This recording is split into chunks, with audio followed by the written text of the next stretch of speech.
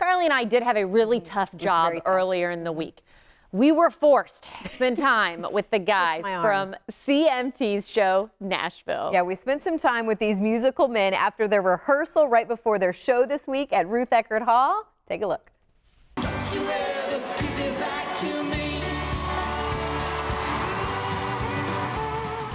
Good morning. I think Natalie and I are officially probably the luckiest ladies in all of the Bay Area right now. Of course, we're with the gentlemen of Nashville. So guys, last time we were here, we got to chat with you a year ago, the last tour. Our show had not launched yet. So we've been on the air for officially a year. They still let us go on the air. That's why we came back, because we heard your show had launched, and we figured we got to do it again now that your show's launched. And then you guys, it was up in the air about where Nashville was going to be, if it was going to stay on ABC. You guys have been picked up by CMT. Congratulations. Thank you. It wasn't just up in the air, it was down flat on the ground. And CMT picked us up and said we weren't done yet. So we had another, they're airing, I guess right in the middle of airing the 5th season, or a little after summer in the 5th season, we found out we get a 6th. And a 6th, yes! And I'm curious, were there any changes for you guys with the network change, or did everything just pick up right where it left off and you got to keep that same team together? Well, I will take this one just because the biggest changes this season easily happened to my character, Deacon. If you're talking about creatively, Marshall Herskovitz and all the writers, they stepped right in and are trying to, bridge this and make it, as much the characters as they can, but take us on a new journey. And of course, being at CMT, that is country music television, so that's a real home for us. But for Deacon losing Raina, for all of us losing Connie Britton, we're still grieving. We can't get over it. We love Connie. She's our friend, all of us, and she's hilarious and very smart, and we loved having her around. So we miss her too. But just like the characters on the show, we're finding our way to go on and move on. Yeah. Well, hey, you were not on the tour, I guess, for a couple shows last summer. Right. We didn't get to chat with you last year. But tell us about this tour. You're coming home, essentially. You're a Florida boy. Can we call you that? Sure. I was born in Orlando, and I didn't stay here very long, but I was born in Orlando. At least you're born here. We're claiming that. But no, we love it here. Actually, my parents would take us to Florida just about every year for summer vacation. So we had a lot of fun here growing up.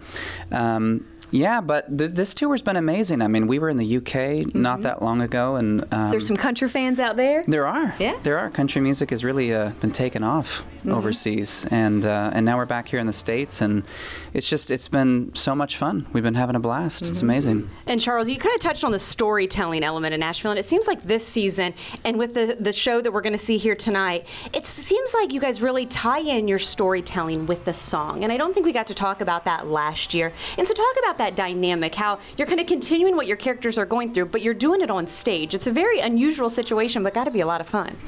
Yeah, well, I think the stories of our characters are kind of inextricable from the songs that we sing on the show. So it only makes sense that the story continues here tonight as part of the stage show.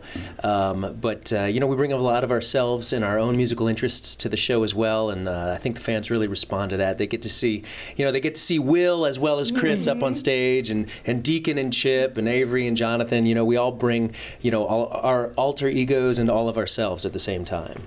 And with social media also, they know us. It's a different time now where, the fans, the Nashies that come out to see this party, they're not just looking to see Avery. They want to see, Jonathan do what he can do and tear him up, and Chris playing on the saxophone or just tearing up a guitar in a blues number. There's things that we actually don't do as our characters sometimes. I'm a little more active than Deacon is. Deacon's a little cooler than I am. But they get to see both sides of that. And whereas sometimes the show can be, there can be tears and sadness.